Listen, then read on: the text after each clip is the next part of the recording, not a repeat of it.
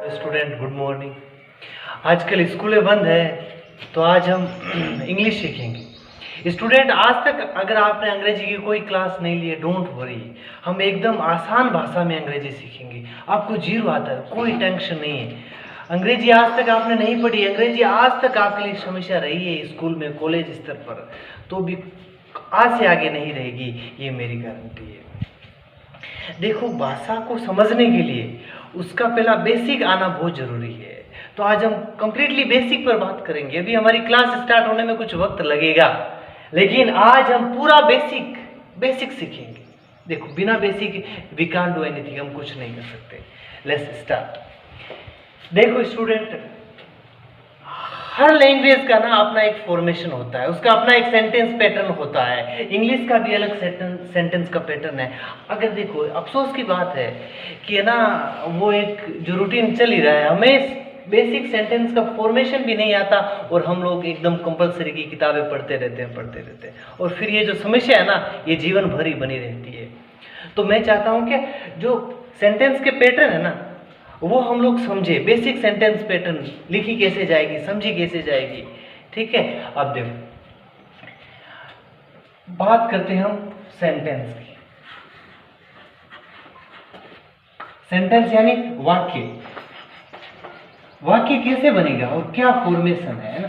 देखो स्टूडेंट, सबसे पहले वाक्य बनाने के लिए हमारे पास होना चाहिए सब्जेक्ट, फिर आएगा वर्ब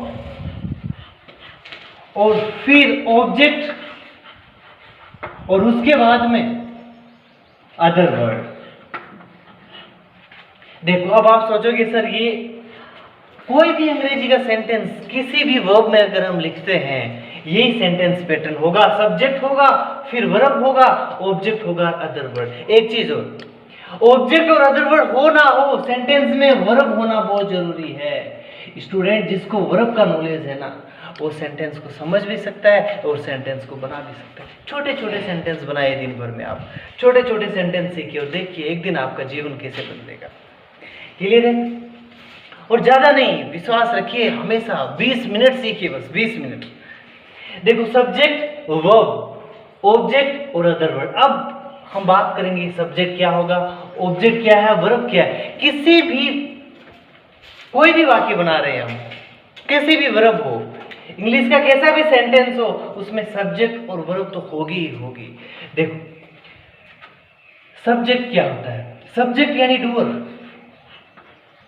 डूअर हमारी भाषा में हम कहते हैं कर्ता, यानी कार्य करने वाला। अगर मैं कहूं कि मेरे पिताजी खेत में कार्य करते हैं, बताओ सब्जेक्ट क्या है? मेरे पिताजी ना। मैं कहूं कि मेरी माताजी घर में कार्य करती है, यानी जिसके बारे में हम बात कर रहे हैं, जिसके बारे में सेंटेंस में हम लोग बात कर रहे हैं, वो सब्जेक्ट है। डूअर कार्य करने वाला।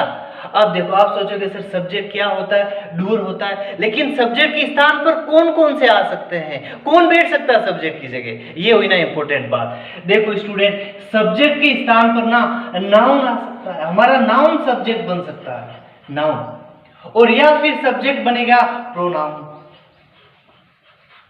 आप सोचोगे सर ये नाउन और प्रोनाउन क्या है? नाउन यानी नेमिंग वर्ड, नाउन यानी नेमिंग वर्ड।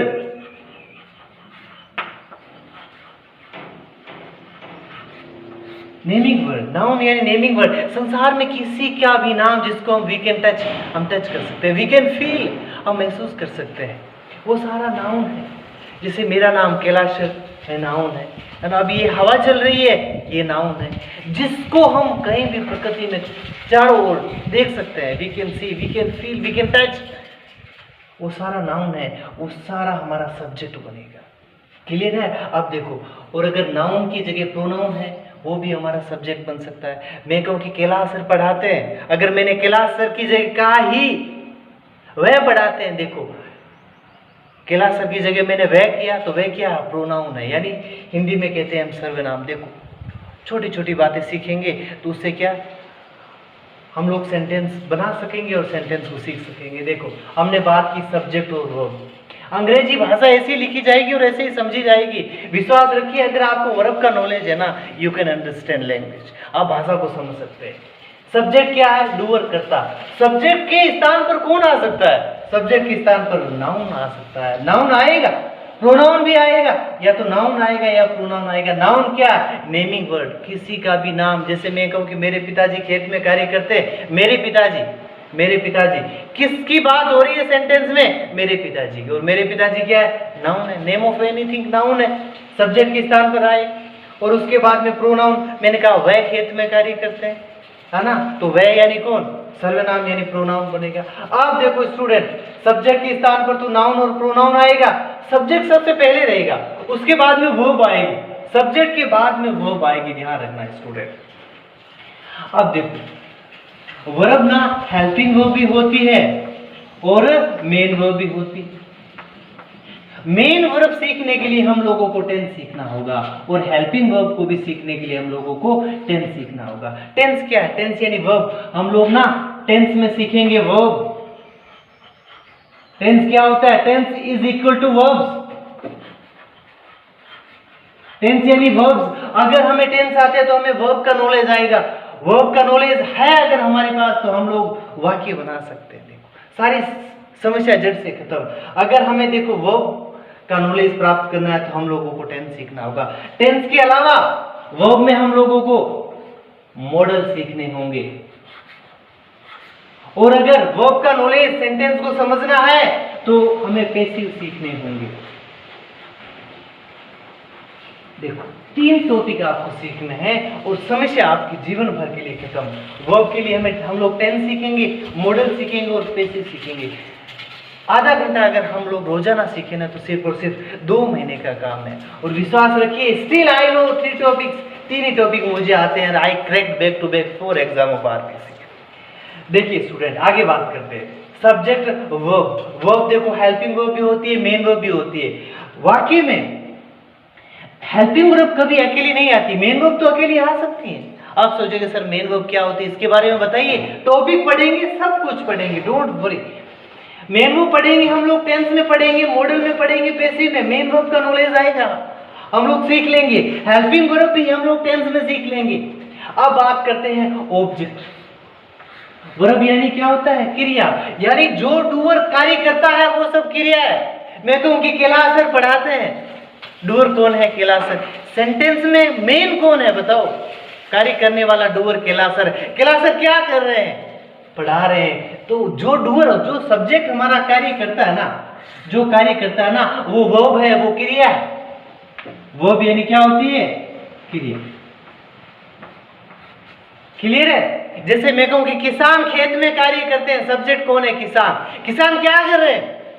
कार्य कर रहे हैं। तो कार्य करना क्या है? वो। ये सारा सब कुछ हम लोग टेंस में सीखेंगे। अब देखो, बात करते हैं हम ऑब्जेक्ट, यानी ऑब्जेक्ट के स्थान पर, है ना, पेन। और आपको कोई किताब हाथ में नहीं रखनी है, बस एक पेन और एक रजिस्टर। अब देखो स्टूडेंट, अब हम बात करते हैं ऑब्जेक्ट। क्या होता है ऑब्जेक्ट? देखो, ऑब्जेक्ट यानी कर्म, है ना। और ज्यादा लफड़े में नहीं पढ़ना है, कर्म क्या ये वो। देखो इंग्लिश में ना सीधा सीधा सीखना है हम लोगों को। ऑब्जेक्ट के स्थान पर कौन से शब्द आ सकते हैं, ये बात दैट इज इंपॉर्टेंट। ऑब्जेक्ट के स्थान पर हमारा नाउन आ सकता है, हमारा प्रोनाउन आ सकता है। ध्यान रखना, ये बस। ऑब्जेक्ट के स्थान पर 2 चीजें आएंगी, नाउन या प्रोनाउन। और मैंने आपको ऑलरेडी मैं बता चुका हूं कि नाउन क्या होता है, प्रोनाउन क्या होता है। अब देखो स्टूडेंट, आप सोच, ओ डब्ल्यू यानी अदर वर्ड। ओ डब्ल्यू यानी ओ यानी अदर, डब्ल्यू यानी वर्ड्स, अन्य शब्द। अन्य शब्द कौन से? जो वर्ब भी नहीं है, ऑब्जेक्ट नहीं है, बाकी जो शब्द बच गए ना वो अदर वर्ड है, अन्य शब्द है, जो ऑब्जेक्ट के बाद में आएंगे। ठीक है, अब ये अन्य शब्द कौन कौन से होते हैं? जैसे नेम ऑफ पैलेस, है ना, स्थान का नाम, ठीक है, टाइम का नाम। क्लियर है? हमें फोकस जो रखना है ना, वर्ब, ऑब्जेक्ट और सब्जेक्ट, इनसे हम लोग सेंटेंस बनाएंगे। बाकी जो बच गए ना उसको लास्ट में पटक दो, कोई दिक्कत नहीं, धीरे धीरे हम लोग सीखते रहेंगे। लेकिन एक चीज और, अगर मेरा आपसे एक प्रश्न है कि अगर ऑब्जेक्ट ना हो तो सेंटेंस में कोई दिक्कत नहीं है, अदर वर्ड आ जाएगा। जरूरी नहीं है कि हर सेंटेंस में ऑब्जेक्ट हो, लेकिन जरूरी है क्या है वो, कि हर सेंटेंस में वर्ब होगी। There is no sentence without verb, verb के बिना सेंटेंस नहीं है। तो हमारा जो फोकस रहेगा ना सीखने का, जो मुझे आता है वो क्या है कि हम लोग वर्ब पे फोकस रखेंगे, ठीक है। और वर्ब पे फोकस रखने के लिए हम आज से स्टार्ट करेंगे। Just tense, just start.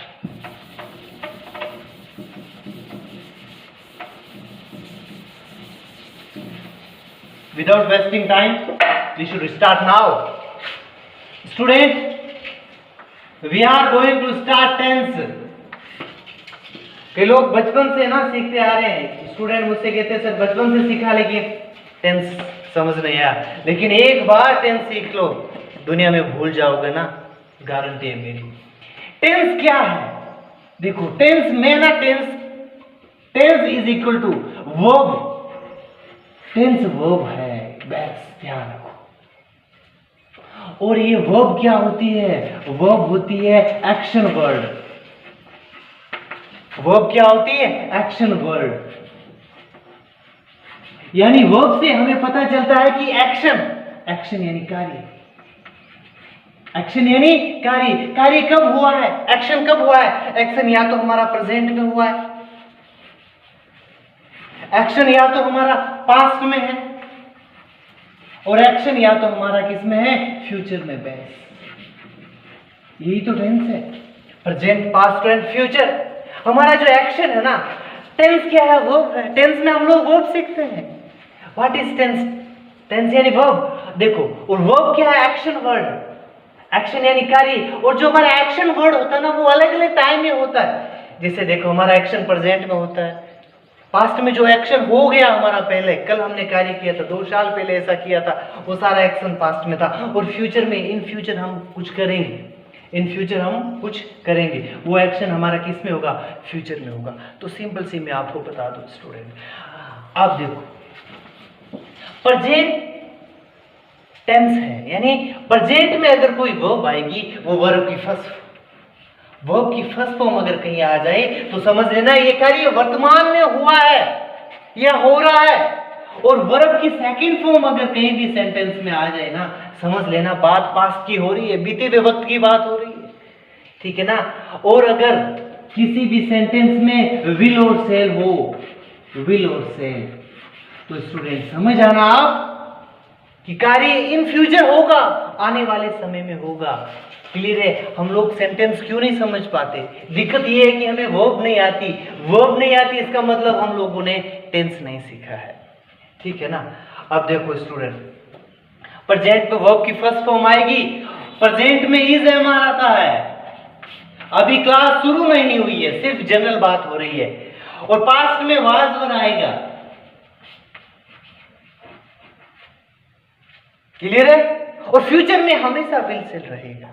Future के किसी भी टेंस में हमेशा विल और सेल रहेगा, ध्यान रखो स्टूडेंट। अब देखो सिंपल सी बात, अगर सेंटेंस में इज एम आर है तो समझ लेना ये हमारा एक्शन जो कार्य हो रहा है ना, वो प्रेजेंट में हो रहा है। अगर सेंटेंस में वाज वर है, समझ लेना ये कार्य ना बीते वक्त में हुआ है। और अगर सेंटेंस में विल सेल है तो ये आगे इन फ्यूचर होगा। क्लियर है? अब देखो हमारा जो प्रेजेंट का भी जो वक्त है ना, वो अलग अलग भागों में बंटा हुआ है। जैसे देखो, आज हम बात कर रहे हैं पहला ही टेंस, वर्ब यानी एक्शन वर्ड। अब देखो स्टूडेंट, हम बात कर रहे हैं पहला ही टेंस, प्रेजेंट टेंस। पहला ही टेंस प्रेजेंट टेंस। अब जो हमारा प्रेजेंट टेंस है ना, ये वर्तमान में कार्य हो रहा है या होता है, किससे पता चलेगा? वर्ब से पता चलेगा। तो उसका हम ना पहला ही देखो, प्रेजेंट टेंस यानी हमारा जो वर्तमान समय ना अलग अलग पार्ट में डिवाइड है। कई कार्य क्या वर्तमान में रोजाना होते हैं, और कई कार्य वर्तमान में पूरे हो गए, और कई कार्य जो वर्तमान में चल रहे हैं। अभी जैसे देखो मेरा पढ़ाना स्टार्ट है कि नहीं है, तो ये क्या है? प्रेजेंट कॉन्टिन्यूस का है। और देखो मैं कहूँ कि सनराइज इन द ईस्ट, सूर्य हमेशा उदय होता है, ये प्रेजेंट के सिंपल में बनेगा, क्योंकि ऐसी एक जनरल रूटीन है। जो कार्य हमेशा होता है वो प्रेजेंट सिंपल में, जो प्रेजेंट के कंटिन्यू में है वो प्रेजेंट कंटिन्यूस में हो गया, और जो प्रेजेंट के परफेक्ट में है यानी जो कार्य पूरा हो गया, जैसे बात कर लेते हैं हम लोग। पहला भाग क्या है? Simple. Each tense is divided into 4 parts, प्रत्येक टेंस ना 4 भागों में डिवाइड है। दूसरा कौन सा है? कॉन्टिन्यूस। कॉन्टिन्यूस। तीसरा है परफेक्ट, और चौथा है, देखो चौथा सी और बी दोनों मिल गए perfect continuous. Perfect continuous. Clear है? आज हम लोग बात कर रहे हैं प्रेजेंट सिंपल की।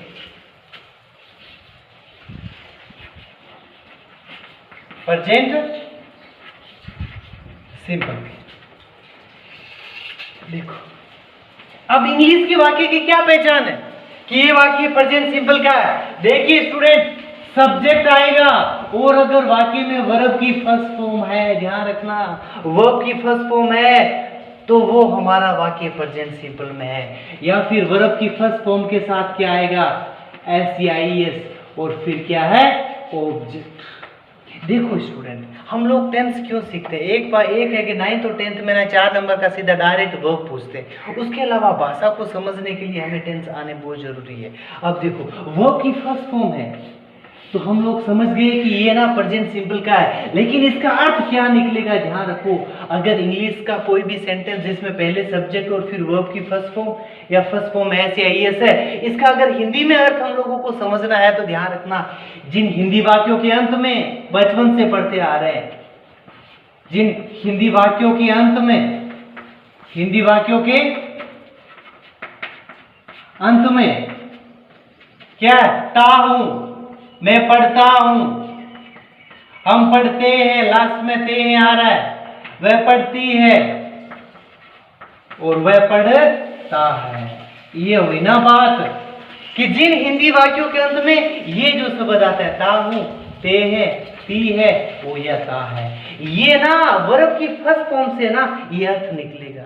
तो हम लोग समझ आएंगे कि देखो वर्ब से वाक्य को समझेंगे, ठीक है, और वर्ब को वाक्य से कैसे सीखेंगे? हम लोग हिंदी मीडियम की स्टूडेंट ट्रांसलेट करके सीखेंगे। जैसे देखो, मैं एक वाक्य लिखता हूं, मैंने लिखा